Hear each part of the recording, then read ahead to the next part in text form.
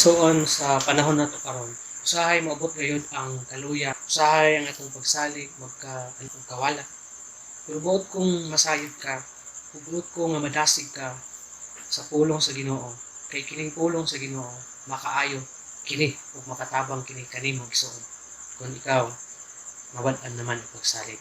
Panultihon kapitulo 3 bersikulo 5 ngadto na sa 6 nag-ingon, salig sa Ginoo sa tibuok nimong kasing-kasing ug ayaw pagsalig sa imong kagulingong salabutan. Sa tanan nimong mga dalan, ilha siya ug siya magtul-id sa imong mga dalan o sa imong mga agianan. Kung gibati nimo nga murag wala na kay salig siguro sa tao, wala na kay salig sa mga leaders nato o bisan sa imong higala o sa imong mga kaila, kung nagkaluya o kawala na ang imong salig kanila, ang Ginoo masaligan niyo. Ang panultihon nag-ingon, salig sa Ginoo. Subuot kung masayod ka, aron dili ka ma-disappoint ning kinabuhi aw. Dili ka mapakyas, o dili ka masakitan. Salig sa Ginoo. Salig sa Ginoo sa tibuok nimong kasing-kasing.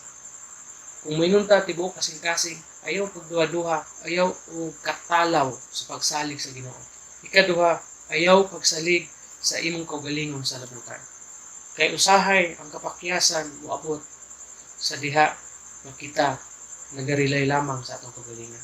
O mas sakit kung ang atong gisaligan is ang atong mismong kakayahan o ang ato mismong kahibalo. That's why ang Ginoo nag-ingon, ayaw pagsalig sa imong kagalingan. Ayaw pagsalig sa imong kaugalingong sa labutan. Mapansalig sa Ginoo. Kung katapusan, sa tanan nimong mga dalan, ilha ang Ginoo. Buot pasabot, i-acknowledge ang Ginoo. Kung magmalampuson ka man, kung wala may nahitabo sa imong nga dautan during sa pandemic na to, kung wala ka man gipasagdan o wala ka man nagpait sa imong kinabuhi, i-acknowledge ang Ginoo na kung wala ang Ginoo, dili mo na masamati tanan. I-acknowledge ang Ginoo. Kay siya, kung imo nang himuon, ingon pa niya, kay siya magtul-id sa imong mga dalan.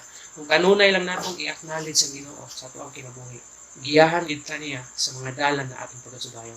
Meaning, giyahan kita niya sa atong mga plano sa kinabuhi, atong mga tinguha sa kinabuhi, para nga maangkon nato na tanan. Kana lang, daghang salamat, God bless kanimo igsoon.